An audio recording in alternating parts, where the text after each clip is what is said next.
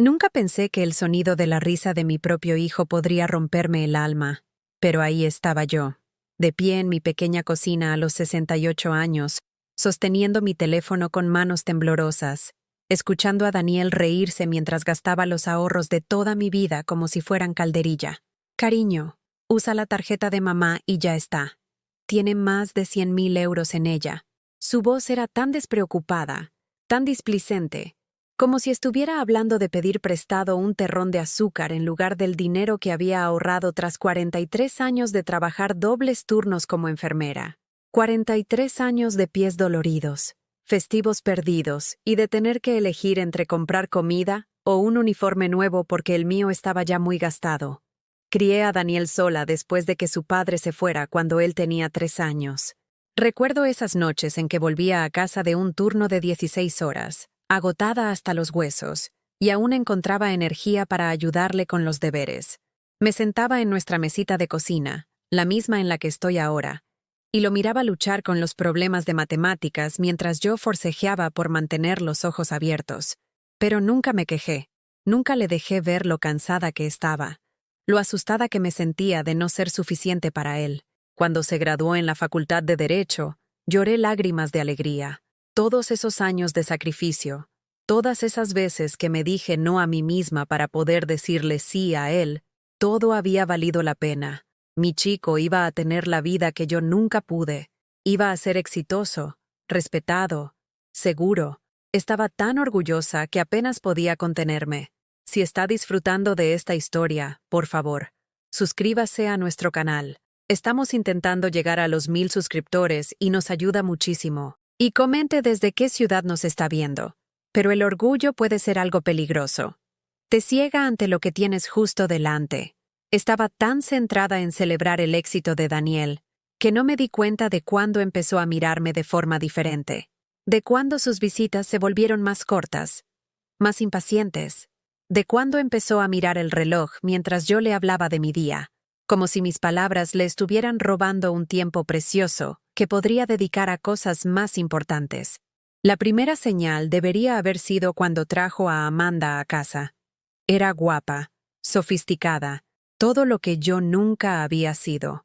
Ropa de diseñador, maquillaje perfecto, el tipo de confianza que viene de no tener que elegir jamás entre pagar el alquiler o comprar medicinas. Cuando Daniel nos presentó, apenas me miró. Solo un vistazo rápido, una sonrisa educada que no le llegaba a los ojos. Y luego volvió su atención a él, como si yo hubiera desaparecido. «Mamá hace la mejor tarta de queso casera», dijo Daniel en aquella primera cena, y sentí un atisbo de esperanza. Quizás esta mujer elegante apreciaría las cosas sencillas que yo podía ofrecer, la calidez de una comida casera, el amor que había mantenido unida a nuestra pequeña familia durante tantos años. Amanda sonrió con esa misma sonrisa vacía. «Oh, qué mono. Yo no suelo comer postre, la verdad. Tengo que cuidar mi figura». Le dio una palmadita en el brazo a Daniel. «Ambos debemos hacerlo, ¿verdad, cielo? Es importante mantener el nivel». La forma en que dijo «nivel» hizo que mi tarta casera se sintiera como una vergüenza, como una prueba de lo poco sofisticada que era yo, en comparación con el mundo al que ellos estaban entrando juntos. Vi a Daniel asentir. Lo vi mirando mi sencilla cocina con lo que podría haber sido vergüenza, y algo frío se instaló en mi pecho, pero me dije a mí misma que estaba siendo demasiado sensible. Las parejas jóvenes necesitaban tiempo para forjar su unión, para construir sus propias tradiciones. Era natural que quisieran independencia, que crearan distancia con la generación mayor. Yo hice lo mismo con mi propia madre, ¿no? Quizás no exactamente así, pero aún así, la independencia era sana. Me convencí de que una vez que se asentaran en el matrimonio, una vez que la novedad pasara, Daniel se acordaría de la mujer que lo había criado.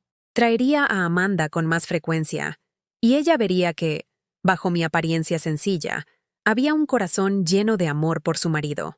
Nos haríamos amigas, quizás incluso cercanas. Yo sería la suegra bienvenida, apreciada, incluida. Qué ingenua fui.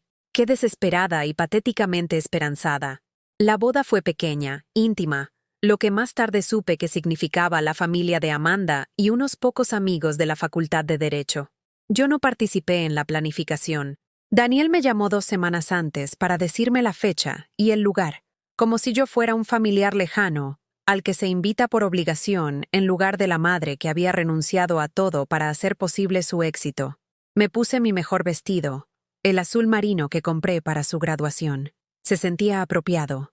Después de todo, ambas ocasiones se trataban de celebrar los logros de Daniel. Me senté al fondo, viendo a mi hijo casarse con esta mujer que nunca me había hecho una sola pregunta sobre su infancia, que nunca me había dado las gracias por criar al hombre con el que elegía pasar su vida. Durante la recepción, intenté acercarme a la madre de Amanda, pensando que quizás podríamos unirnos por la felicidad de nuestros hijos. Me midió de arriba abajo con una desaprobación apenas disimulada. Asimiló mi vestido de El Corte Inglés y mis modestas joyas, y se dio la vuelta sin decir una palabra. Me quedé allí, por lo que pareció una eternidad, sosteniendo mi copita de cava, observando la celebración de la nueva vida de mi hijo y entendiendo con aplastante claridad que no había sitio para mí en ella. Esa noche, sola en mi piso, miré la foto enmarcada de mi mesita de noche, Daniel con 5 años, sin un diente y sonriendo, con los brazos alrededor de mi cuello como si yo fuera la persona más importante de su mundo. Toqué el cristal con suavidad, recordando cómo solía llamarme su mejor amiga, cómo se metía en mi cama durante las tormentas eléctricas, y me susurraba que mientras estuviéramos juntos no le asustaba nada. ¿Cuándo dejé de ser su puerto seguro y me convertí en su vergüenza? La respuesta a esa pregunta llegaría pronto, entregada a través de una llamada telefónica que destrozaría lo que quedaba de mi fe en el hijo al que había amado más que a mi propia vida. Las llamadas telefónicas se hicieron más cortas después de la boda. Si antes Daniel solía llamar todos los domingos por la noche para saber de mí, ahora pasaban semanas en silencio.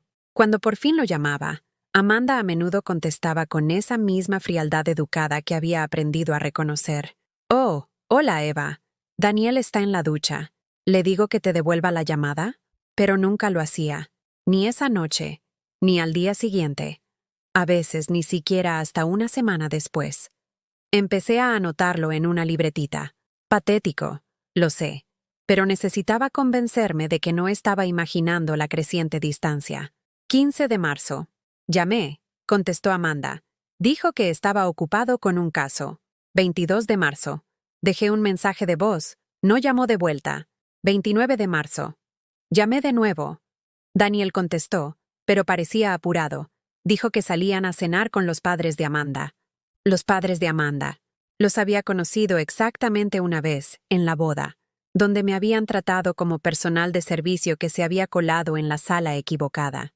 Pero Daniel hablaba de ellos con la clase de reverencia que antes reservaba para mí. Ricardo cree que debería considerar el derecho corporativo, decía. Margarita sugirió que buscáramos casas en La Moraleja, ya sabes, donde se crió Amanda. Quería preguntar, ¿y qué hay del barrio donde te criaste tú, Daniel? ¿Qué hay de la casita donde te leí cuentos antes de dormir y te enseñé a montar en bici en la entrada? Pero ya sabía la respuesta.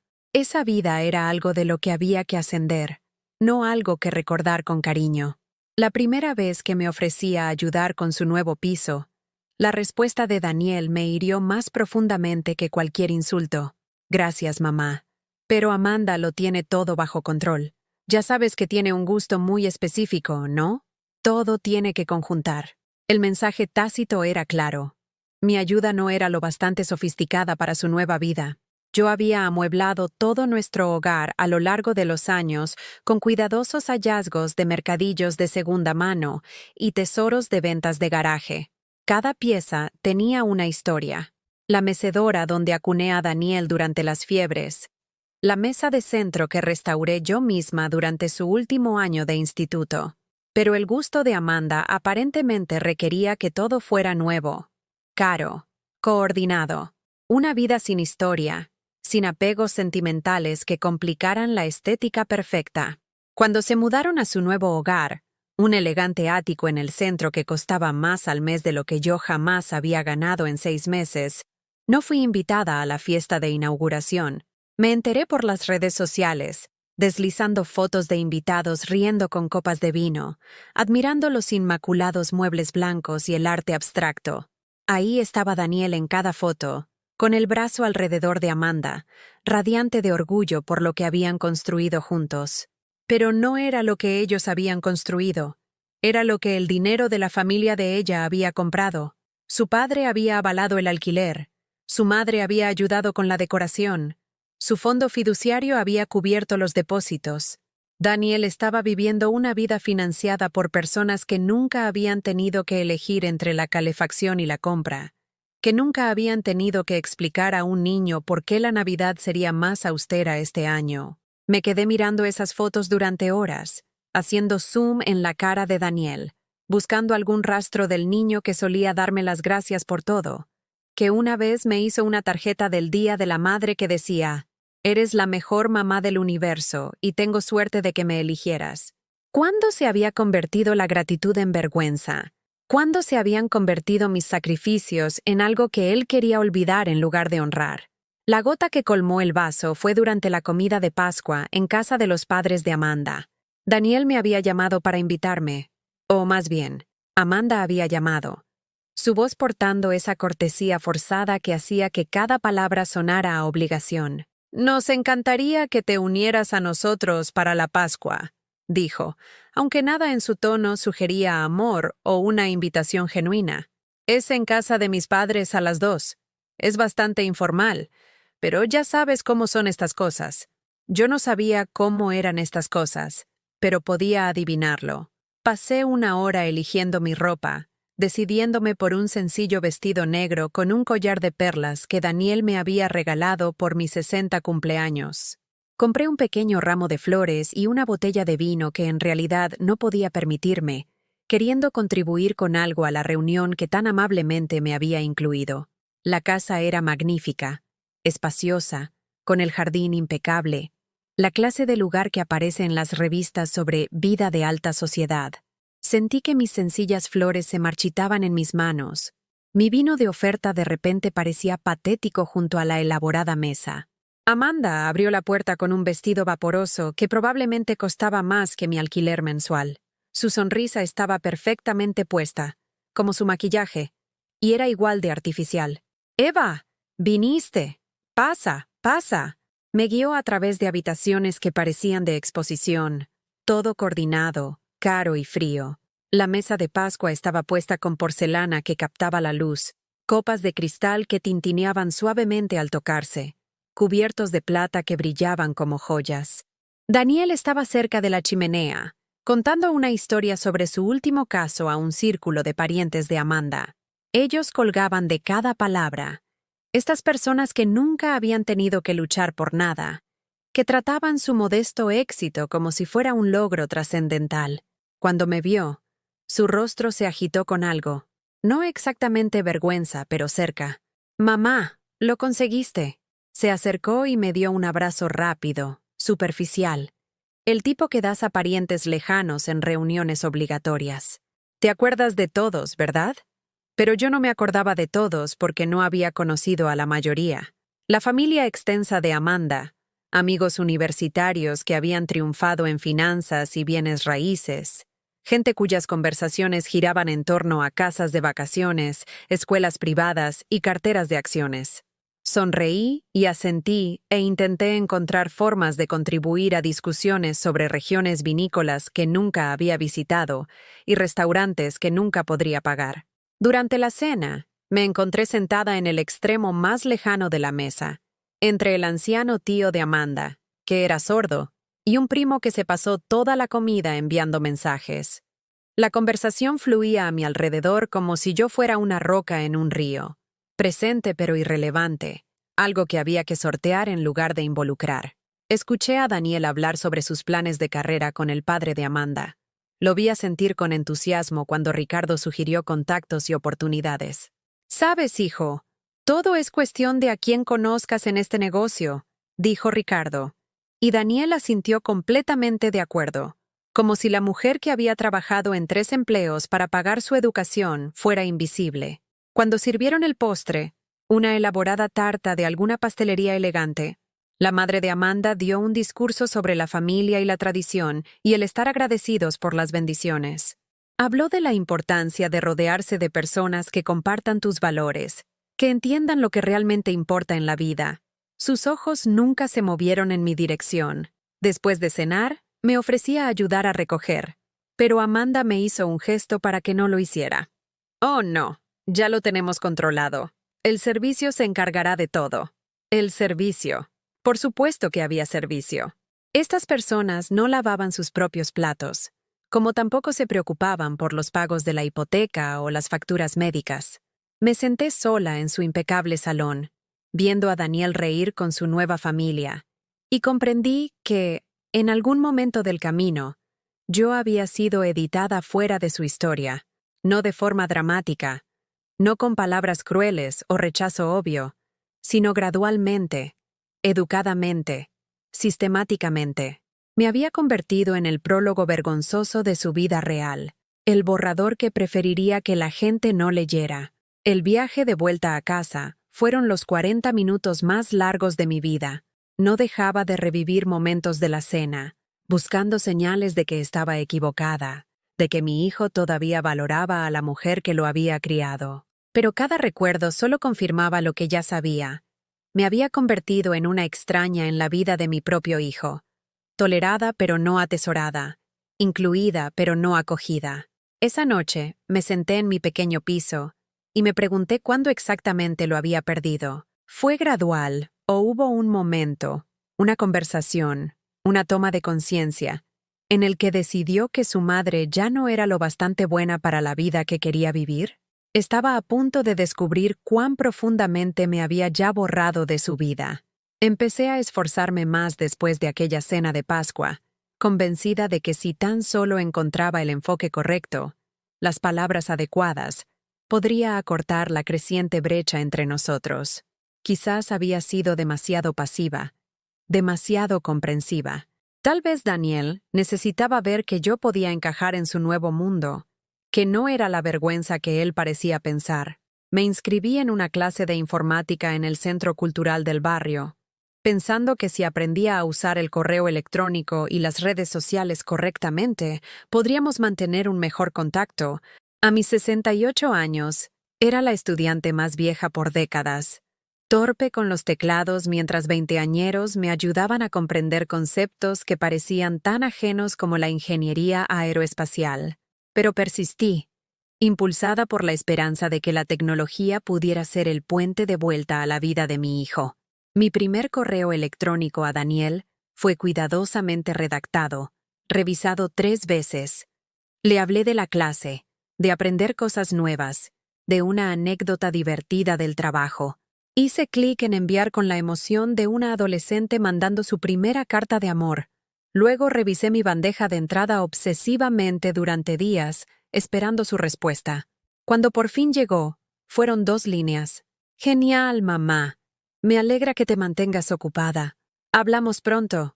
Sin preguntas sobre la clase, sin interés en las historias que había compartido, sin calidez alguna. Solo un cortés reconocimiento, como si yo fuera una conocida actualizándolo sobre detalles mundanos de una vida en la que no tenía interés real. Pero seguí intentándolo.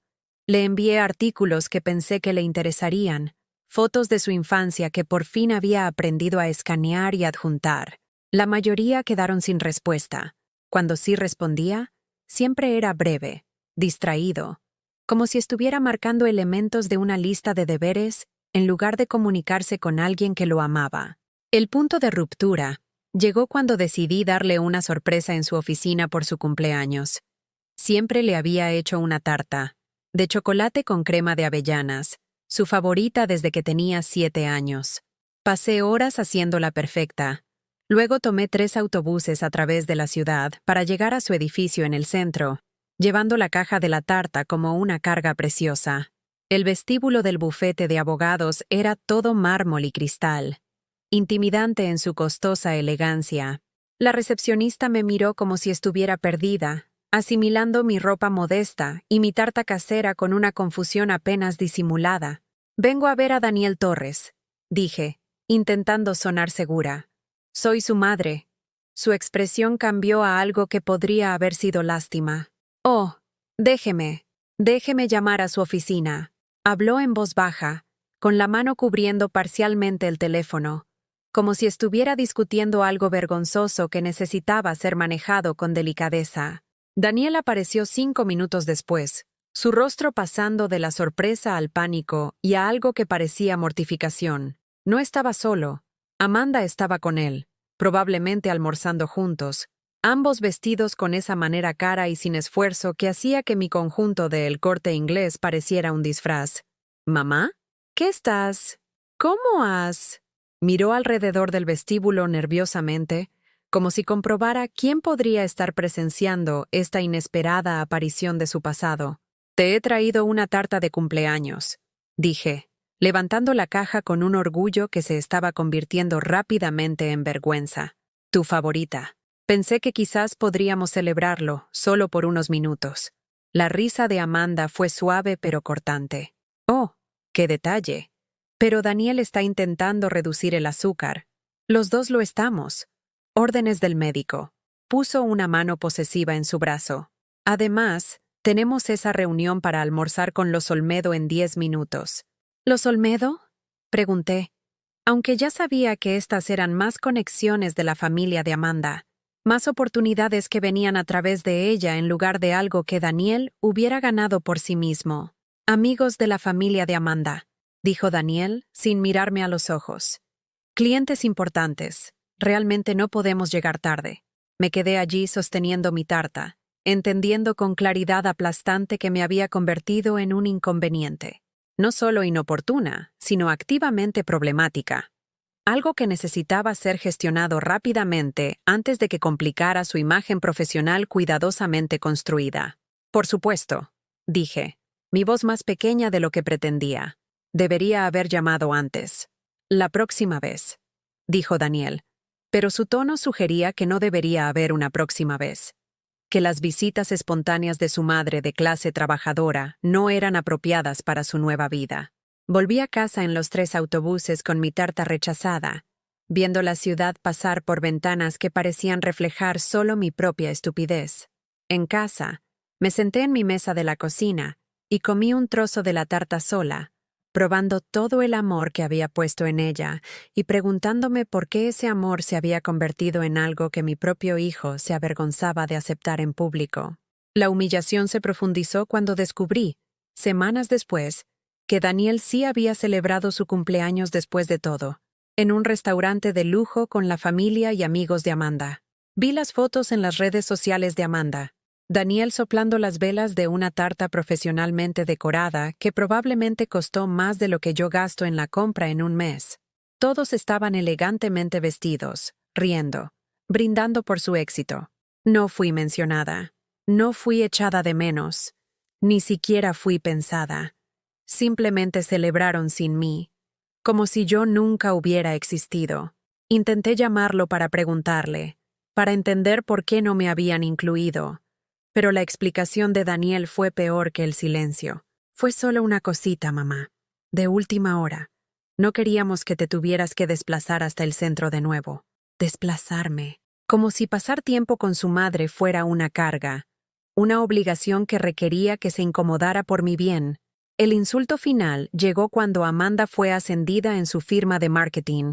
Daniel me llamó con la noticia, más animado de lo que había estado en meses. Se hace socia. A los 28. ¿Te lo puedes creer? Los felicité a ambos, sinceramente feliz de que estuvieran ocurriendo cosas buenas en sus vidas. Quizás podríamos celebrarlo todos juntos, sugerí. Podría hacer la cena, o podríamos ir a algún sitio bonito. Yo invito. La pausa que siguió duró una eternidad. Cuando Daniel por fin habló, su voz portaba ese tono cuidadosamente paciente que la gente usa con los niños que no entienden situaciones adultas complicadas. Mamá, agradezco la oferta, pero los padres de Amanda están organizando una fiesta. En el club de campo. Es más bien un evento formal. Socios de negocios, amigos de la familia, ya sabes cómo es esto. Pero yo no sabía cómo era esto. Yo sabía lo que era celebrar los logros con la gente que te quiere. lo que era incluir a la familia en tu alegría independientemente de su cuenta bancaria o estatus social. Yo sabía lo que era estar orgullosa de dónde venías en lugar de pretender que no existía. ¡Claro!, dije tragándome el dolor. Dale mi enhorabuena. Lo haré, dijo Daniel, pero sabía que no lo haría. Mi enhorabuena no significaría nada para Amanda, viniendo de alguien que nunca había considerado digna de conocer. Después de colgar, me senté en la calma de mi piso e intenté recordar la última vez que Daniel había parecido genuinamente feliz de saber de mí. La última vez que había preguntado por mi vida, mi salud, mis sentimientos. La última vez que había actuado como si le importara más allá de ser una obligación que gestionar. No podía recordarlo. Esa noche, saqué álbumes de fotos que no había visto en años, pasando fotos de Daniel a todas las edades, sin un diente y sonriendo, graduándose del instituto, empezando la universidad. En cada foto, podía ver el amor entre nosotros, el vínculo que había parecido irrompible. Él había sido mi mundo entero, y yo había pensado que era al menos una parte significativa del suyo. Ahora estaba aprendiendo que el amor, incluso el amor de madre, incluso el sacrificio y la devoción más profundos, podía ser desechado cuando resultaba un inconveniente. Estaba descubriendo que el hijo en el que inviertes tu vida puede crecer y ver tu amor como una carga, tu presencia como una vergüenza, tu misma existencia como algo que gestionar en lugar de atesorar. Cerré los álbumes de fotos y los guardé, comprendiendo finalmente que el hijo que había criado se había ido. El hombre que llevaba su nombre y su rostro había decidido que su madre ya no era digna de su tiempo, su respeto o su amor, pero aún no sabía cuán profundamente me había ya borrado de su vida. No sabía que, mientras yo lloraba la pérdida de nuestra relación, él ya estaba planeando llevarse lo único que me quedaba, mi seguridad financiera, mi esperanza para el futuro, los ahorros que representaban 43 años de trabajo agotador. Estaba a punto de aprender que ni siquiera mi dinero estaba a salvo de su sentido de apropiación. El silencio entre nosotros se extendió por meses. Dejé de llamar primero. Dejé de enviar correos electrónicos que no eran respondidos. Dejé de intentar insertarme en una vida que claramente no tenía espacio para mí. Por las noches me sentaba junto a mi teléfono, deseando que sonara, imaginando la voz de Daniel diciendo que me echaba de menos, que había cometido un error, que quería a su madre de vuelta en su vida, pero el teléfono permanecía en silencio. Empecé a entender lo que significaba llorar por alguien que todavía estaba vivo. Daniel existía, incluso prosperaba, pero el hijo que había criado, el chico que solía acurrucarse a mi lado durante las películas, que me traía dientes de león del jardín como si fueran rosas, que una vez me dijo que era su mejor amiga en todo el mundo. Ese niño se había ido tan seguramente como si hubiera muerto. Mis compañeros del hospital empezaron a notar el cambio en mí. «Pareces distante últimamente, Eva», mencionó mi supervisora durante una de nuestras revisiones mensuales. ¿Todo bien en casa? ¿Cómo podría explicar que el hogar se sentía como un museo de recuerdos que ya no le importaban a nadie excepto a mí? ¿Cómo podía decir que había pasado 43 años construyendo una vida alrededor de amar a alguien que ahora encontraba ese amor vergonzoso? Solo cansada, dije, lo cual era cierto. Estaba agotada de preocuparme tanto por alguien que se preocupaba tan poco por mí. La peor parte era lo pequeño que se había vuelto mi mundo. Durante décadas, Daniel había sido el centro de todo. Mi motivación para trabajar turnos extra. Mi razón para ahorrar dinero. Mi fuente de orgullo y propósito. Ahora, con él ausente de mis pensamientos diarios por elección en lugar de distancia, tenía que enfrentar lo poco que había construido para mí misma. Me había centrado tanto en ser su madre, que había olvidado ser Eva. Mi piso se sentía enorme y vacío, a pesar de que apenas tenía 55 metros cuadrados. El silencio era ensordecedor, sin llamadas telefónicas que anticipar, sin visitas que preparar, sin planes de futuro que incluyeran a alguien más que a mí. Pasaba fines de semana enteros sin hablar con otro ser humano. El sonido de mi propia voz se volvía extraño cuando por fin lo usaba para pedir la compra o hablar con los cajeros. Empecé a dejar la televisión encendida solo por ruido de fondo. Cualquier cosa para llenar el silencio que presionaba mis tímpanos como agua. concursos, programas de noticias, películas antiguas. No importaba lo que estuviera en reproducción mientras creara la ilusión de que la vida estaba sucediendo en algún lugar, incluso si no me estaba sucediendo a mí. La foto de Daniel en mi mesita de noche empezó a sentirse como una burla. Cada noche, miraba su rostro de 5 años sonriéndome y me preguntaba dónde me había equivocado. ¿Lo había amado demasiado? ¿No lo suficiente? ¿Lo había mimado o había fallado en prepararlo para el mundo? Las preguntas daban vueltas sin cesar, sin ofrecer respuestas, solo más razones para culparme por perder la relación más importante de mi vida. Consideré quitar la foto, guardar todos los recordatorios de lo que solíamos ser, pero no podía obligarme a hacerlo. Esas fotos eran la prueba de que una vez le había importado a alguien, de que mi amor había sido una vez atesorado en lugar de desechado. Sin ellas, ¿qué evidencia tendría de que mi vida había significado algo en absoluto? El trabajo se convirtió en mi único ancla a la realidad, el único lugar donde todavía me sentía útil. Pero incluso allí, me encontraba siguiendo los movimientos en lugar de involucrarme de verdad. Los pacientes me agradecían mi cuidado, y yo sonreía y asentía, pero la calidez que una vez me había hecho buena en mi trabajo se sentía vacía ahora. ¿Cómo podía consolar a otros cuando no podía sanar la herida en mi propio corazón? Una noche particularmente difícil, después de perder a un paciente al que había cogido cariño, un hombre anciano cuyos hijos lo visitaban a diario, que estaba rodeado de amor incluso en sus momentos finales, me derrumbé en el armario de suministros. Lloré por él, por la familia que dejaba atrás, pero sobre todo lloré por mí, por la comprensión de que podría morir tan sola como estaba viviendo. Fue entonces cuando tomé la decisión que lo cambiaría todo, aunque no lo sabía en ese momento. Sentada en el suelo de ese armario de suministros, rodeada de equipo médico y sintiéndome completamente derrotada, decidí escribirle una carta a Daniel. No un correo electrónico que pudiera ser fácilmente eliminado, no una llamada telefónica que pudiera cortar, sino una carta de verdad que le exigiría sostener algo que yo había tocado, ver mi caligrafía, enfrentar mis palabras con sus propias manos. Pasé 3 semanas escribiendo esa carta, redactando y volviendo a redactar hasta que cada palabra fue exactamente lo que necesitaba decir. Le conté sobre los sacrificios que había hecho y que él nunca había sabido. Las veces que prescindí de medicación para que él pudiera tener ropa nueva para el colegio. Las oportunidades de trabajo que había rechazado porque habrían requerido mudarlo lejos de sus amigos. Las relaciones que nunca busqué porque no quería que ningún hombre lo hiciera sentir jamás que no era mi prioridad. Le hablé del orgullo que había sentido por él, cómo me había jactado de sus logros ante cualquiera que quisiera escuchar, cómo había guardado cada boletín de notas y premio y recorte de periódico que mencionaba su nombre.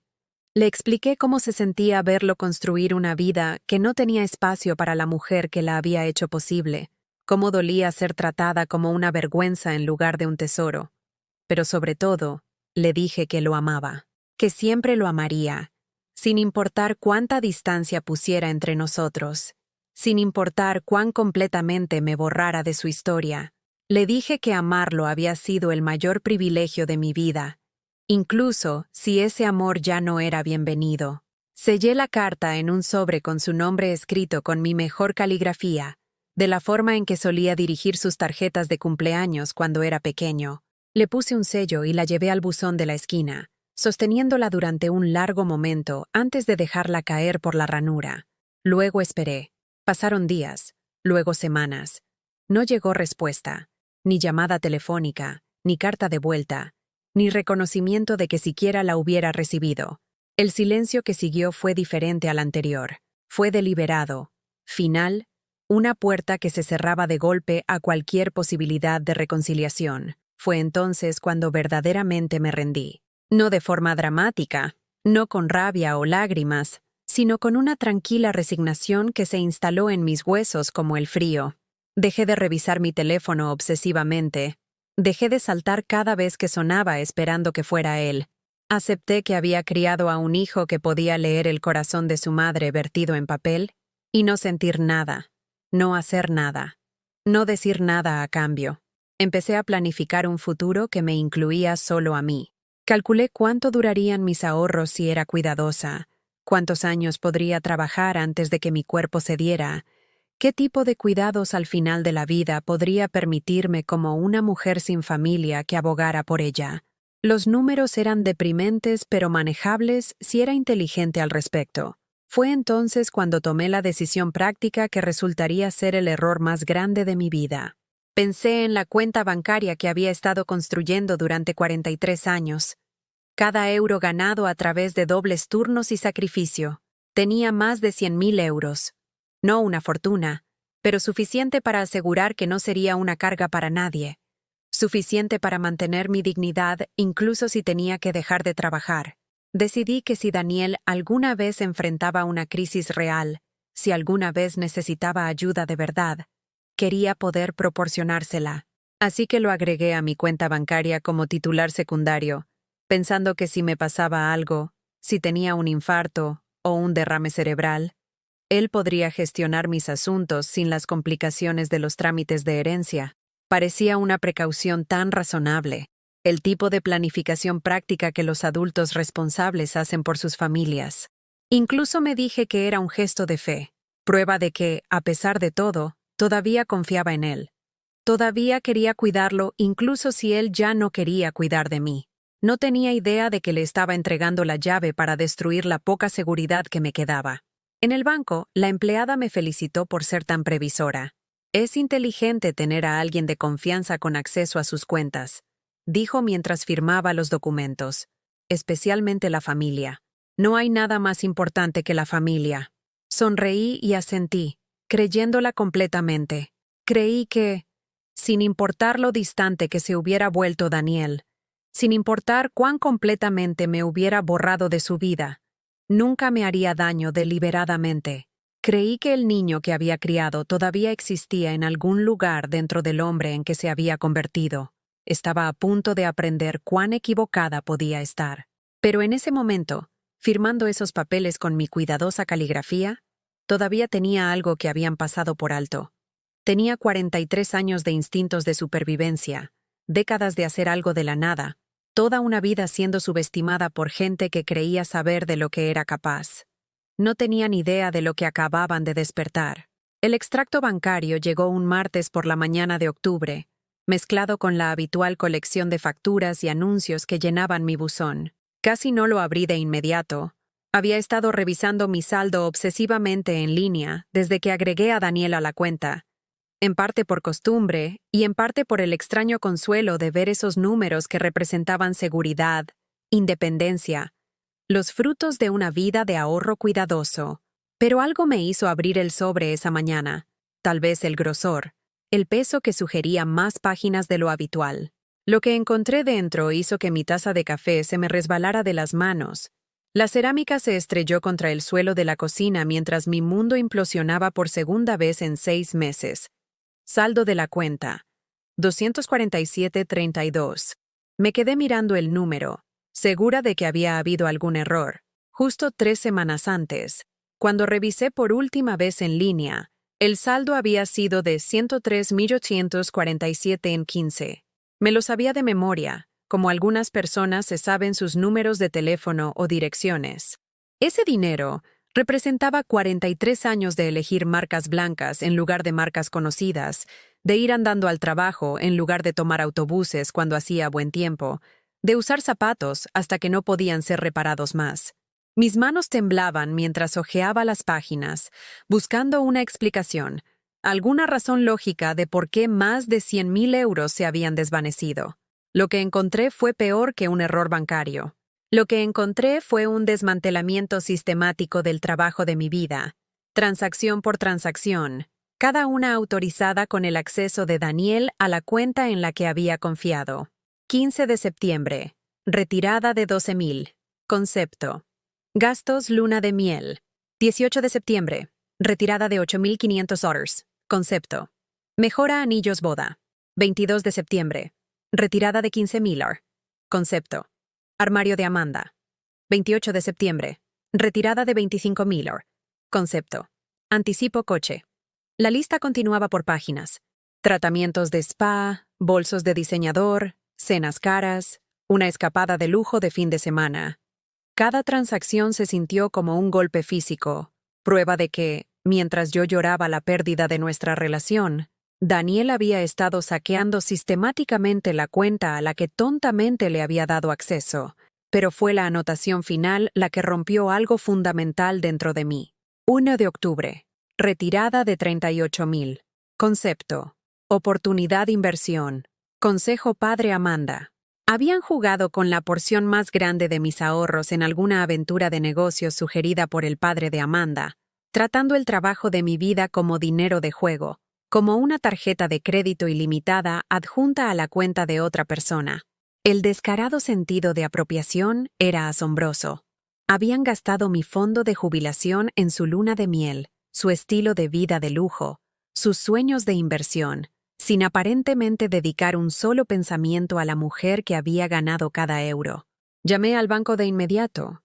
Mi voz temblaba mientras explicaba que debía haber algún error, que yo no había autorizado estas retiradas, que alguien había robado mi dinero. La representante de atención al cliente fue educada pero firme. Todas las retiradas habían sido realizadas por el titular autorizado de la cuenta, utilizando la identificación y los códigos de seguridad adecuados.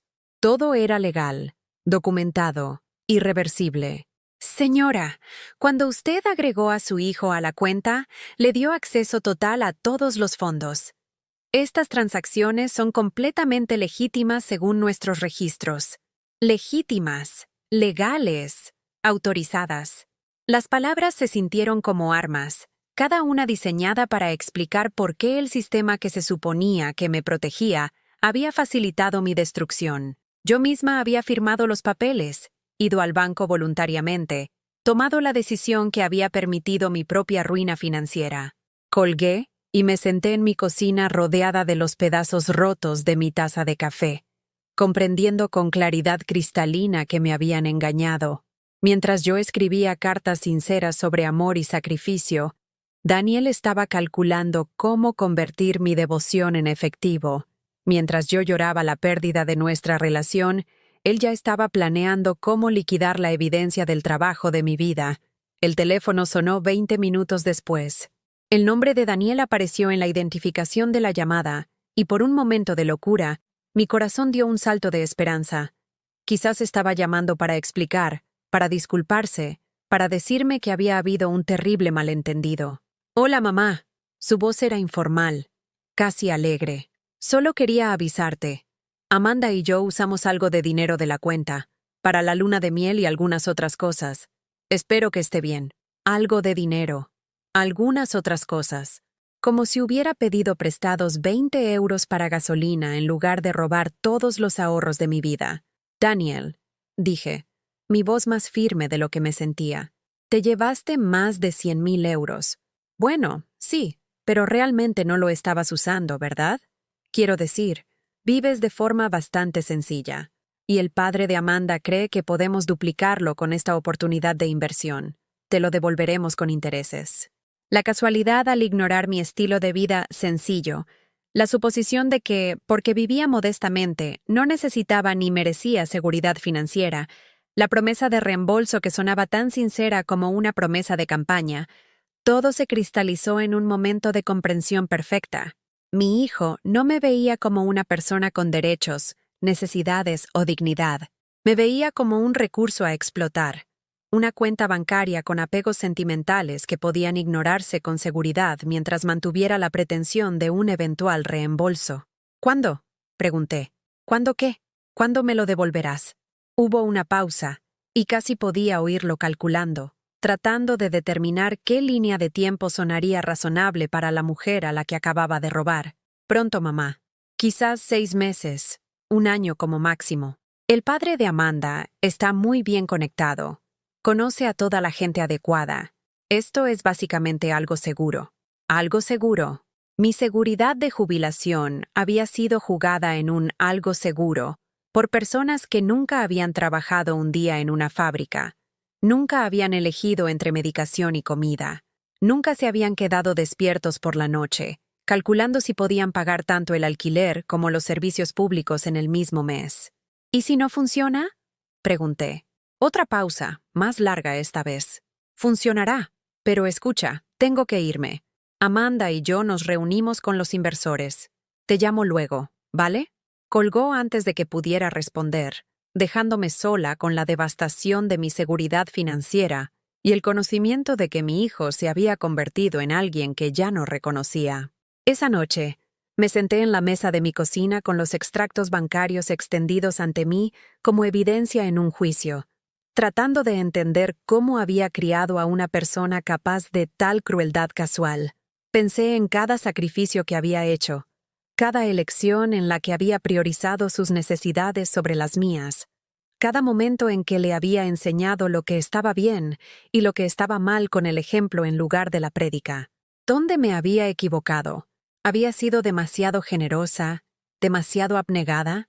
¿Lo había mimado o había fallado en prepararlo para el mundo? Las preguntas daban vueltas sin cesar, sin ofrecer respuestas. Solo más razones para culparme por perder la relación más importante de mi vida.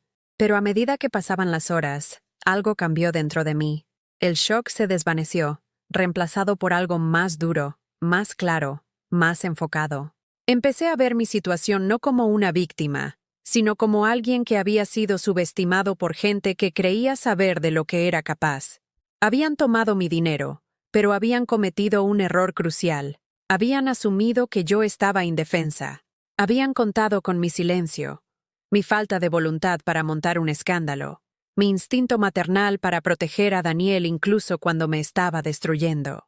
Habían jugado a que la mujer que había pasado 43 años soportando y sacrificándose en silencio, continuaría soportando y sacrificándose en silencio, incluso cuando fuera empujada más allá de todos los límites razonables. Habían confundido mi amor por mi hijo con una incapacidad para defenderme, cuando ese amor fue utilizado como arma contra mí. Saqué una libreta y comencé a hacer listas. Números de teléfono que necesitaba llamar, información que necesitaba recopilar, pasos que necesitaba dar. Mi caligrafía era firme, metódica, la escritura de alguien que había pasado décadas rellenando historias médicas bajo presión, alguien que había aprendido a mantener la calma en situaciones de crisis. Durante 43 años, fui enfermera. Había lidiado con emergencias, tomado decisiones en fracciones de segundo que significaban la diferencia entre la vida y la muerte, gestionado el caos con competencia y gracia. Había guiado a familiares histéricos a través de situaciones imposibles, coordinado planes de cuidados complejos, abogado por pacientes que no podían abogar por sí mismos. Daniel y Amanda aparentemente habían olvidado que la competencia silenciosa era diferente de la debilidad. Habían confundido mi devoción maternal con credulidad, mi origen de clase trabajadora con estupidez, mi edad con impotencia. Estaban a punto de aprender cuán equivocados podían estar. Mientras cerraba la libreta y me preparaba para acostarme, me di cuenta de que algo había cambiado fundamentalmente dentro de mí durante esas horas de planificación. El dolor seguía ahí, la herida todavía dolía, pero debajo de todo había algo nuevo, una determinación fría y clara que se sentía como acero formándose en mis huesos. Esto ya no era dolor, esto era decisión. Y yo tenía 43 años de instintos de supervivencia que ellos nunca habían ni siquiera imaginado. No dormí esa noche. En cambio, me senté en mi mesa de cocina con una taza de té que se enfrió mientras trabajaba, llenando páginas de mi libreta con cuidadosas observaciones, números de teléfono y planes. Al amanecer, había trazado exactamente lo que Daniel y Amanda habían hecho, cuándo lo habían hecho, y lo más importante, ¿qué iba a hacer yo al respecto? El primer paso fue la investigación. Llamé al trabajo para decir que estaba enferma, la primera vez que lo hacía en más de 3 años, y pasé el día en la biblioteca pública, usando sus ordenadores para aprender todo lo que pude sobre fraude financiero, leyes de abuso a personas mayores y los derechos legales de las víctimas. Lo que descubrí me animó y me enfureció a partes iguales. Técnicamente, lo que Daniel había hecho no era ilegal, ya que yo le había dado acceso a la cuenta, pero moral, ética y personalmente, era un robo de la clase más íntima. Y había opciones disponibles para mí que mi hijo aparentemente nunca había considerado, probablemente porque nunca imaginó que su tranquila y obediente madre se defendería. Imprimí formularios, investigué abogados especializados en abuso financiero a mayores y aprendí sobre recursos civiles que podían forzar la restitución, incluso cuando los cargos criminales no eran posibles. Descubrí que los tribunales veían con malos ojos a los hijos adultos que explotaban la confianza de sus padres, especialmente cuando esos padres eran mayores y la explotación era sistemática. Pero lo más importante, aprendí que no estaba indefensa.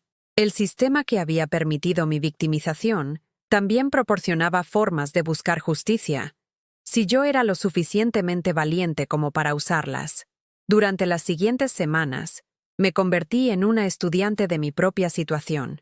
Documenté todo, copié registros bancarios, guardé cada mensaje de texto y mensaje de voz de Daniel. Imprimí publicaciones de redes sociales donde Amanda se jactaba de sus compras caras.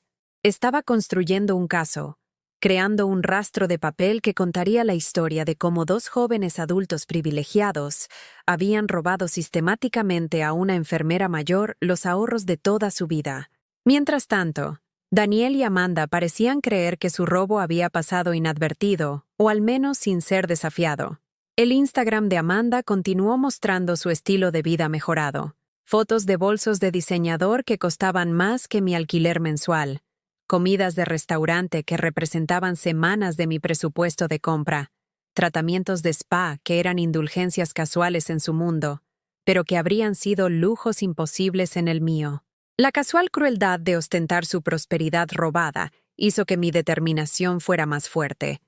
No eran solo ladrones, eran ladrones que se sentían con derecho a humillar a su víctima mostrando sus crímenes públicamente. Daniel llamó 2 veces durante este periodo, ambas veces con el mismo tono informal que había usado al admitir el robo por primera vez. La primera llamada llegó 3 semanas después de mi descubrimiento. Probablemente cuando se dio cuenta de que yo no había respondido a su explicación anterior y displicente. «Hola, mamá. Solo quería saber cómo estás». Su voz portaba esa alegría forzada que la gente usa cuando está tratando de medir si están en problemas. «Estoy bien, Daniel», dije, mi voz más firme de lo que había estado en meses. «¿Cómo va la inversión? ¿Esa para la que usaste el dinero de mi jubilación?» Hubo una pausa. Bueno. Estas cosas llevan tiempo, pero el padre de Amanda es realmente optimista. Él sabe lo que está haciendo. Estoy segura de que sí. ¿Cuánto has perdido hasta ahora? Otra pausa, más larga esta vez. No hemos perdido nada, mamá. Es solo que el mercado ha estado volátil últimamente, pero estamos buscando ganancias a largo plazo aquí. Traducción. Ya habían perdido una porción significativa de mi dinero, y el algo seguro del padre de Amanda estaba resultando ser exactamente lo que yo había esperado. Una apuesta arriesgada de personas que podían permitirse perder el dinero de otras personas. «Ya veo», dije. «Bueno, espero que os funcione». Algo en mi tono debió haberlo preocupado porque su voz se volvió ligeramente defensiva. «Funcionará. Y como dije, te lo devolveremos con intereses. No tienes por qué preocuparte por nada. No te preocupes. Después de trabajar 43 años para construir seguridad financiera, después de que mi propio hijo me robara todos los ahorros de mi vida, no debería preocuparme». La audacia era asombrosa. «Por supuesto», dije. «Cuídate, Daniel». La segunda llamada llegó un mes después, y esta vez Daniel sonó genuinamente preocupado. «Mamá, intenté llamarte al trabajo y me dijeron que habías estado de baja. ¿Estás bien? ¿Necesitas algo?» La ironía de que me preguntara si necesitaba algo después de robarme todo lo que tenía habría sido graciosa si no fuera tan devastadora. Pero para entonces había aprendido a controlar mis emociones, a canalizar mi ira hacia algo más útil que las lágrimas. «Estoy bien», dije. Solo necesitaba tiempo para pensar en las cosas, para tomar algunas decisiones sobre mi futuro. ¿Qué tipo de decisiones? Había cautela en su voz ahora, el primer indicio de que podría estar empezando a entender que sus acciones tenían consecuencias más allá de su beneficio inmediato. «Oh, solo cosas prácticas. planificación financiera, asuntos legales. Ya sabes cómo es cuando te haces mayor. Tienes que empezar a pensar en protegerte. Casi podía oírlo tratando de interpretar mis palabras, buscando amenazas o acusaciones ocultas. Pero no le había dado nada concreto de qué preocuparse, solo la vaga sugerencia de que su madre mayor estaba tomando medidas para asegurar su futuro. Eso está bien, supongo. Es importante estar preparado. Hizo una pausa. ¿Hay algo en lo que pueda ayudarte? ¿Alguna pregunta sobre finanzas o asuntos legales? La oferta de ayudar con asuntos legales después de cometer lo que equivalía a un robo legal era tan absurda que casi me río. No, gracias. Estoy manejando todo yo misma. Soy más capaz de lo que la gente asume. Después de colgar, me di cuenta de que Daniel estaba empezando a sentir que algo había cambiado, pero no podía identificar qué o cuánto. Estaba empezando a preocuparse, pero aún no entendía que su preocupación estaba justificada. Durante este tiempo, también empecé a contactar con personas con las que había perdido el contacto a lo largo de los años.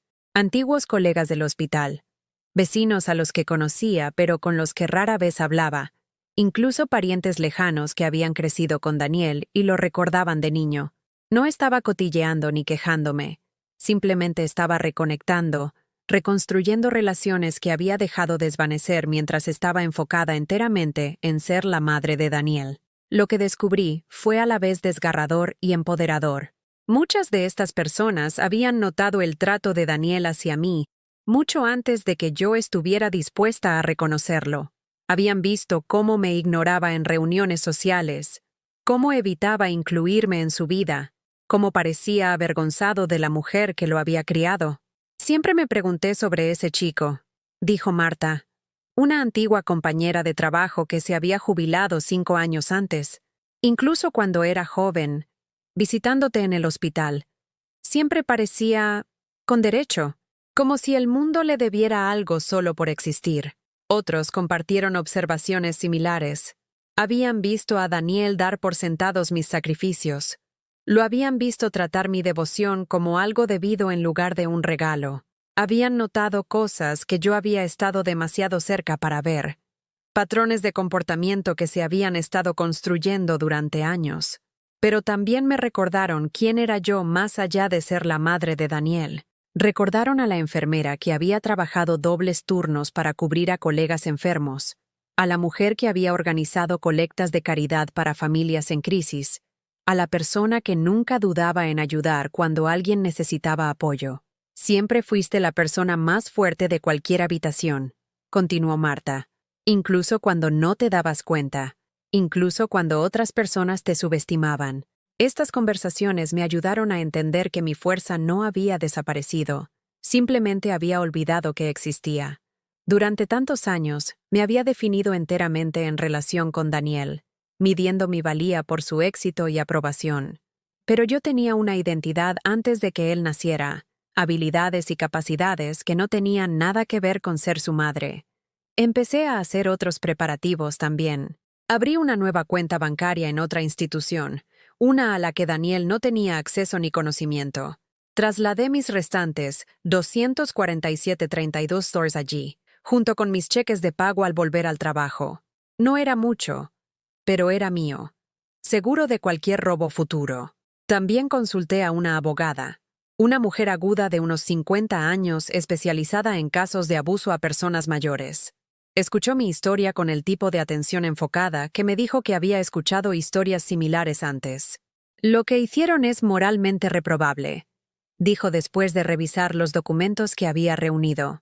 Y aunque técnicamente puede que no sea criminal, hay recursos civiles disponibles.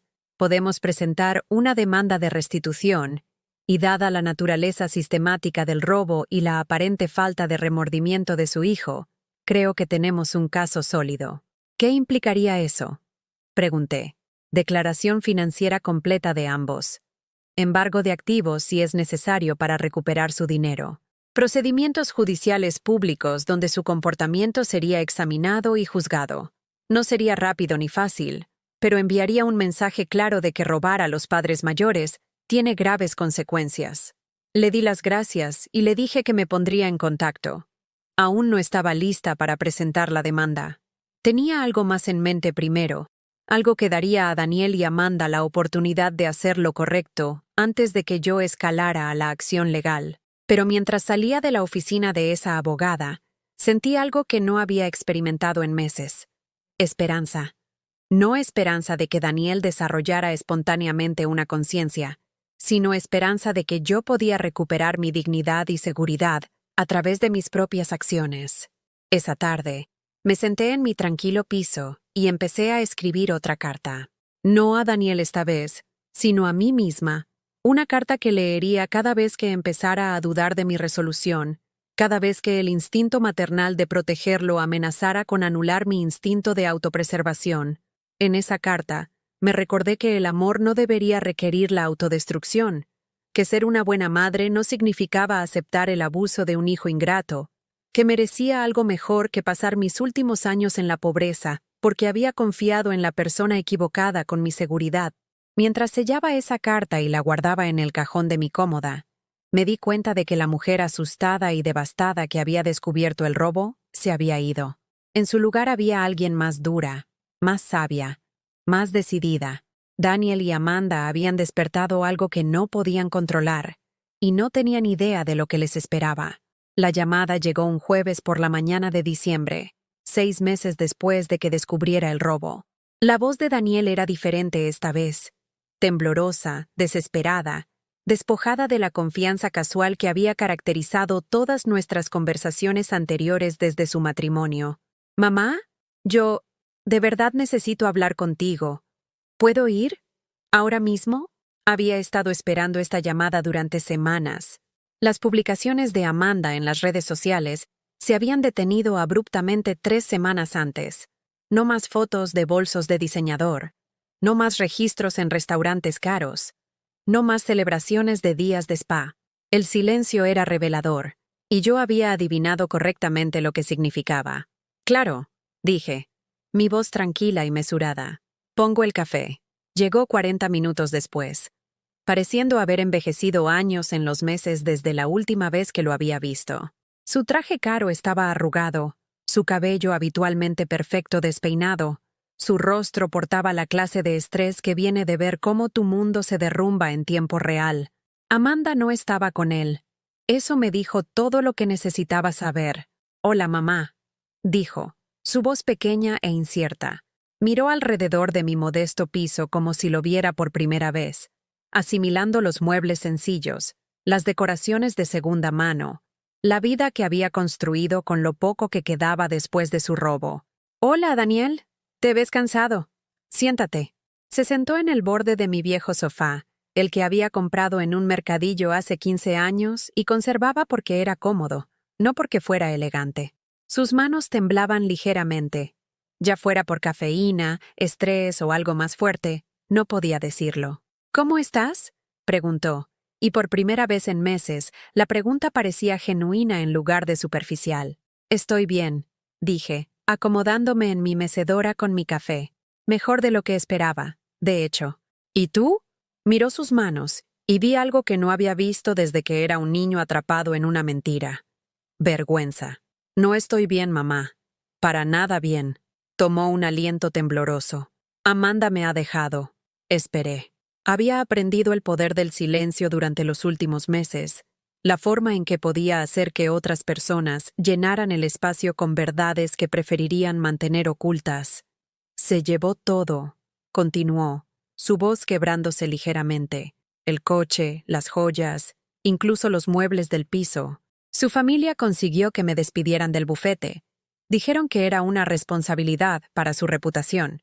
Aparentemente, cuando la inversión salió mal, decidieron que yo era el problema». «¿La inversión?», pregunté, aunque ya sabía lo que me iba a decir. «Lo perdimos todo, mamá. Hasta el último céntimo. El algo seguro del padre de Amanda era una especie de estafa piramidal. La CNMV lo cerró. Arrestaron a la mitad de la gente involucrada. El padre de Amanda probablemente irá a prisión». Me miró con ojos enrojecidos y desesperados. «No me queda nada. Sin trabajo, sin dinero, sin un lugar donde vivir. Amanda ni siquiera acepta mis llamadas». Bebí mi café y estudié el rostro de mi hijo. Este era el momento para el que me había estado preparando. Las consecuencias que sabía que eventualmente llegarían. Pero verlo roto así no me produjo la satisfacción que había esperado. En cambio, trajo claridad. Siento oír eso, dije, y lo decía en serio. No sentía que la justicia por fin lo hubiera alcanzado, sino pena porque le hubiera tomado perderlo todo para recordar que tenía una madre. Me preguntaba... Hizo una pausa, tragó saliva con dificultad, intentó de nuevo. Esperaba que quizás pudiera quedarme aquí por un tiempo, solo hasta que me recupere. Sé que no me lo merezco, pero no tengo otro sitio a donde ir. Ahí estaba. El momento de la verdad. La prueba que determinaría qué clase de persona era realmente mi hijo, debajo del sentido de apropiación y el egoísmo. ¿Reconocería lo que había hecho? ¿Se disculparía? ¿Mostraría algún reconocimiento del dolor que había causado? Es una petición considerable, dije con cuidado, considerando nuestra historia reciente. Parecía confundido, como si genuinamente no entendiera a qué me estaba refiriendo. ¿A qué te refieres? Mi corazón se encogió, pero no me sorprendí. Incluso enfrentando su propia destrucción, incluso desesperado por mi ayuda, todavía no podía reconocer lo que me había hecho. El dinero, Daniel. Los ahorros de toda mi vida que tomaste sin permiso. Los 100.000 euros que tú y Amanda gastasteis en vuestro estilo de vida mientras yo averiguaba cómo sobrevivir con lo que quedaba. Su rostro pasó por una serie de expresiones. Sorpresa, actitud defensiva, y finalmente algo que podría haber sido el comienzo de la conciencia. Pero te dije que te lo pagaríamos, dijo débilmente. Esto era solo temporal, un contratiempo. ¿Con qué? Pregunté, mi voz aún tranquila. Acabas de decirme que no te queda nada. Sin trabajo, sin dinero, sin activos. ¿Cómo exactamente planeabas pagarme?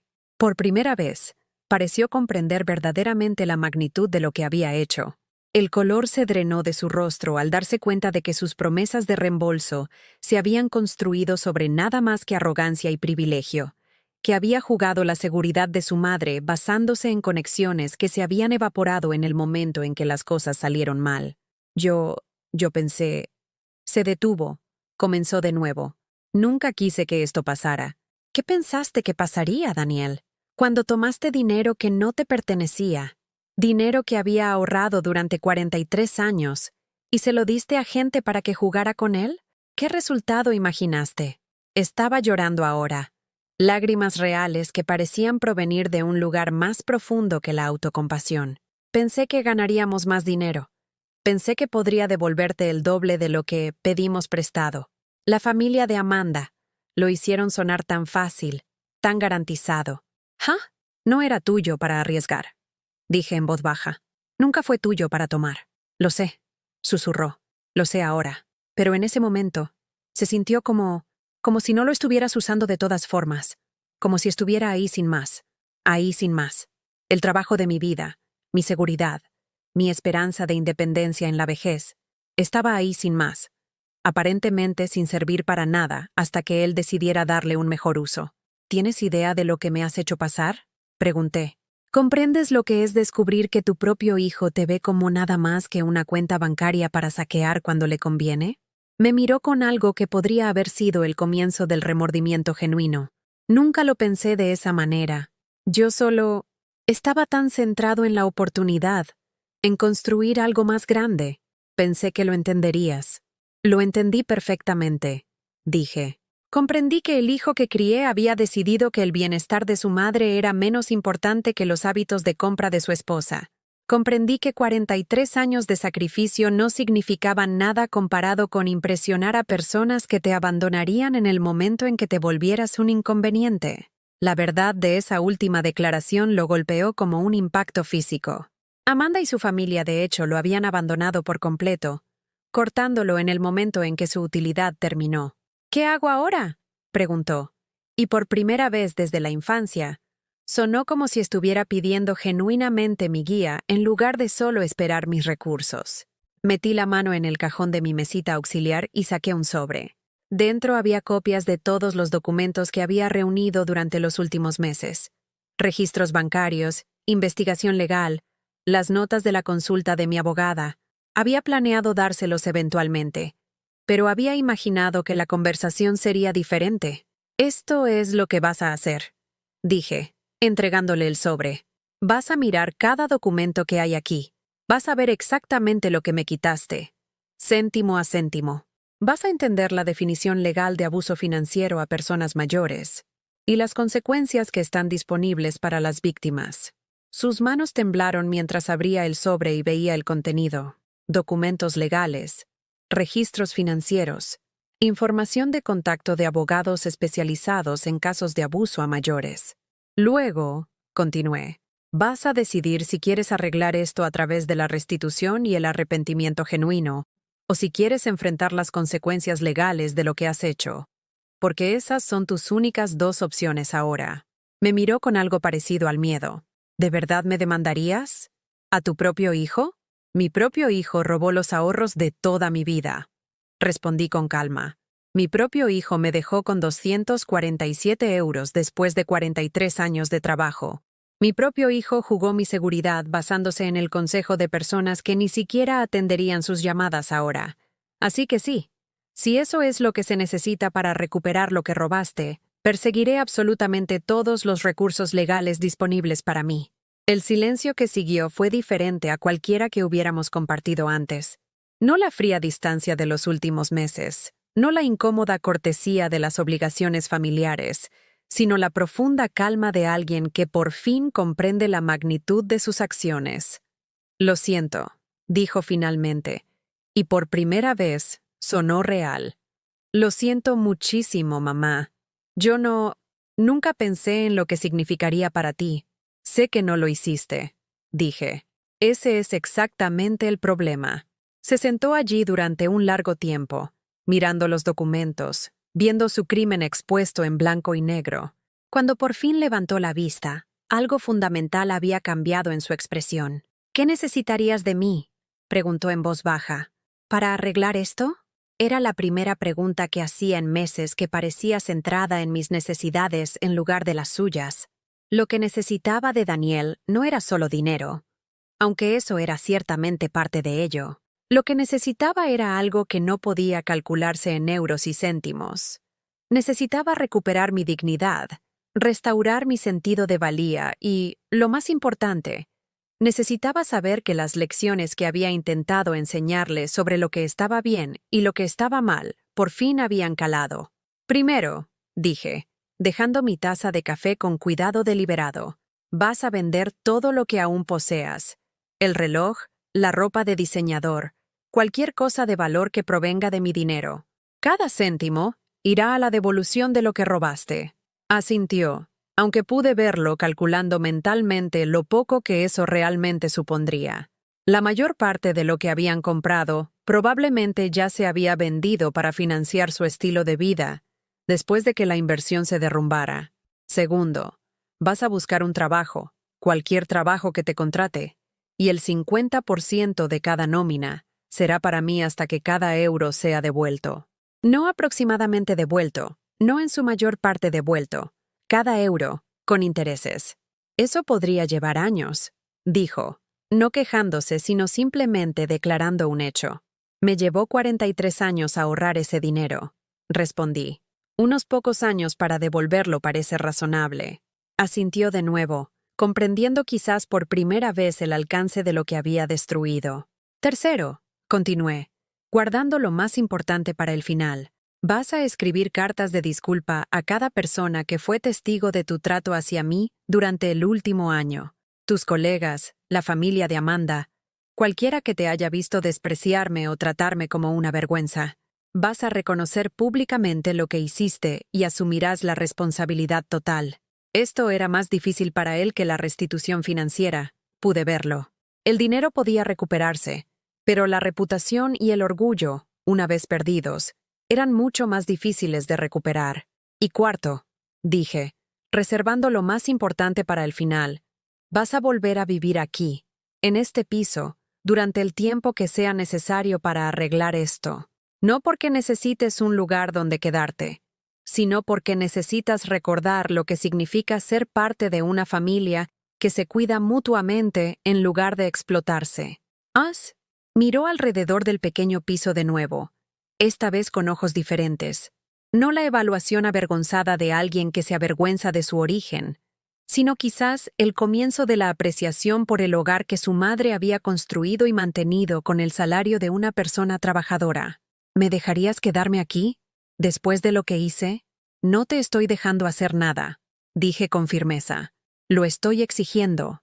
Si quieres evitar las consecuencias legales, si quieres alguna posibilidad de reconstruir una relación conmigo, vivirás aquí y contribuirás a este hogar, y aprenderás lo que significa estar agradecido por lo que tienes, en lugar de alcanzar constantemente lo que crees merecer. Durante los meses siguientes, Daniel cumplió su palabra. Encontró trabajo, no la prestigiosa carrera que había imaginado, sino un empleo honesto en una asesoría local que estaba dispuesta a contratar a alguien con sus habilidades, a pesar de su reputación empañada. Volvía a casa cada tarde a nuestro pequeño piso, entregaba la mitad de su nómina y poco a poco empezó a comprender cómo había sido la vida de su madre. Aprendió a cocinar comidas sencillas, a comparar precios de la compra, a reparar cosas en lugar de reemplazarlas. Descubrió que la satisfacción se podía encontrar en circunstancias modestas, que la felicidad no requería lujo, que la dignidad provenía del trabajo honesto en lugar de títulos impresionantes. Pero lo más importante, aprendió a verme claramente por primera vez en años, no como una vergüenza que gestionar o un recurso a explotar, sino como una persona que había construido una buena vida a través del carácter y la determinación. Las cartas que escribió fueron dolorosas para ambos, pero necesarias. Escribió a sus antiguos socios del bufete, disculpándose por su comportamiento y reconociendo que había faltado al respeto a la mujer que había hecho posible su educación. Escribió a los padres de Amanda, asumiendo la responsabilidad total por el desastre financiero y absolviéndolos de cualquier obligación de considerar su bienestar en sus decisiones familiares. Cada carta fue una pequeña recuperación de su integridad, un paso hacia convertirse en el hombre que siempre había esperado que fuera. La carta más difícil fue la que le escribió a Amanda, no porque la quisiera de vuelta. Esas ilusiones habían sido completamente destrozadas, sino porque necesitaba reconocer cómo había permitido que su relación dañara su relación conmigo. Dejé que me convencieras de que mi madre estaba de alguna manera por debajo de nosotros, escribió. Permití que me hicieras sentir vergüenza de la mujer que sacrificó todo por mi éxito. Elegí tu aprobación sobre su bienestar, y lamentaré esa elección por el resto de mi vida. Amanda nunca respondió a la carta, pero ese no era el punto. El punto era que Daniel por fin había encontrado el coraje de decir la verdad, incluso cuando no servía para ningún propósito práctico. La restitución financiera tardó 3 años. 3 años de Daniel trabajando constantemente, viviendo de forma sencilla y reconstruyendo lentamente tanto su cuenta bancaria como su carácter. Lo observé descubrir la satisfacción en el trabajo honesto. Lo observé aprender a encontrar alegría en los placeres pequeños. Lo observé recordar lo que significaba ser parte de una familia construida sobre el amor en lugar de la transacción. Y gradualmente, sucedió algo hermoso. Empezamos a construir una nueva relación, una basada en el respeto mutuo en lugar de la obligación. Daniel empezó a preguntar por mi día, mis pensamientos, mis sentimientos. Empezó a verme como Eva la persona, no solo mamá la proveedora. Aprendió sobre mi trabajo en el hospital, los pacientes que había cuidado, las vidas que había tocado durante 4 décadas de enfermería. Descubrió que su madre tenía habilidades, conocimiento y experiencias que no tenían nada que ver con servir a sus necesidades. Empezó a apreciar a la mujer que siempre había sido, debajo del papel que había desempeñado en su vida. El día que hizo el pago final, 103.847,15 más intereses, transferidos de vuelta a mi cuenta recién asegurada, nos sentamos juntos en nuestra pequeña cocina y compartimos una comida que él mismo había cocinado. Era comida sencilla, nada lujosa, pero sabía a perdón y redención. Entiendo ahora, dijo mientras recogíamos juntos. Entiendo lo que casi tiré por la borda. ¿Qué es eso?, pregunté. Tú, dijo simplemente. Lo más valioso de mi vida. y casi lo pierdo persiguiendo cosas que nunca importaron. 6 meses después, a Daniel le ofrecieron un puesto en un bufete que valoraba la integridad sobre las conexiones. El salario era modesto comparado con su trabajo anterior, pero honesto. Ya podría haberse permitido su propio piso, pero eligió quedarse. «Si te parece bien», dijo, «me gustaría seguir viviendo aquí. No porque tenga que hacerlo ya, sino porque quiero. Porque esto se siente como un hogar de una manera que aquel piso caro nunca lo hizo». Acepté, por supuesto. El piso que una vez se sintió demasiado pequeño para una persona se sentía perfectamente dimensionado para 2 personas que habían aprendido a apreciar la compañía del otro. Daniel nunca volvió a casarse, aunque salió con mujeres ocasionalmente. Llevaba a las mujeres con las que iba en serio a conocerme, no como una obligación, sino porque mi opinión le importaba. Quería parejas que pudieran apreciar la clase de mujer que lo había criado, que pudieran ver la fuerza en la sencillez y la sabiduría en la experiencia. El dinero que me había devuelto me permitió jubilarme cómodamente cuando mi cuerpo por fin me dijo que era hora de dejar de trabajar noches y fines de semana. Pero para entonces, la seguridad financiera se sentía menos importante que la seguridad de saber que había criado a un hijo que entendía la diferencia entre tener dinero y tener carácter. A veces, por las noches, nos sentábamos juntos en el sofá del que una vez se avergonzó, viendo la televisión o leyendo, cómodos en la presencia del otro. Me pedía que le contara historias de su infancia, sobre las luchas que le había ocultado, sobre la mujer que fui antes de convertirme en su madre. «Ojalá lo hubiera sabido», decía. «Ojalá hubiera entendido lo que estabas renunciando por mí. No se suponía que debías saberlo», respondía yo. «Eso es lo que hace el amor. Protege a la gente de ver el coste de cuidar de ellos». Amanda finalmente se divorció de él, por supuesto, aunque para entonces se sintió como una formalidad. Se casó con otro en un año, otro abogado, otra oportunidad de escalar escaleras sociales que a Daniel ya no le importaba escalar. «¿Lo echas de menos?», le pregunté una vez, después de que vimos un anuncio de su compromiso en las páginas de Sociedad.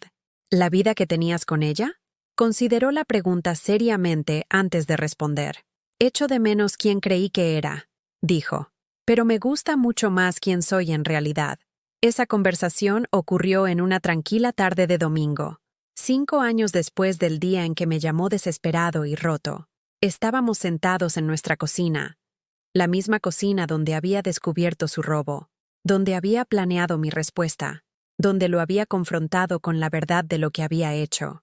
Pero ahora era solo nuestra cocina de nuevo, el corazón de un hogar construido sobre la honestidad y el respeto mutuo. Mientras guardaba ese recuerdo con todos los demás que habíamos construido juntos, me di cuenta de algo profundo. Había aprendido que a veces el silencio habla más fuerte que las palabras, que la fuerza paciente puede ser más poderosa que la confrontación airada, que el amor no significa aceptar el abuso, incluso de aquellos que más amamos. Había descubierto que la dignidad no es algo que otras personas puedan quitarte, es algo que eliges conservar, sin importar cuán difíciles se vuelvan las circunstancias. Y lo más importante, había aprendido que nunca es demasiado tarde para enseñarle a alguien la diferencia entre ser amado y ser valorado, entre ser necesitado y ser respetado. Mi hijo pasó años dándome por sentado, pero pasó el resto de su vida asegurándose de que yo supiera lo agradecido que estaba por la segunda oportunidad que nos había dado a ambos. A veces, cuando veo mi reflejo en la ventana de la cocina durante nuestras conversaciones vespertinas, recuerdo a la mujer rota que se había sentado en este mismo lugar sosteniendo un extracto bancario que mostraba 247.32, sintiendo que su mundo había terminado. Esa mujer aprendió algo valioso. El final de un mundo puede ser el comienzo de uno mejor, si eres lo suficientemente valiente como para exigir algo mejor para ti. Y a veces, solo a veces, el silencio realmente es lo que habla más fuerte de todo.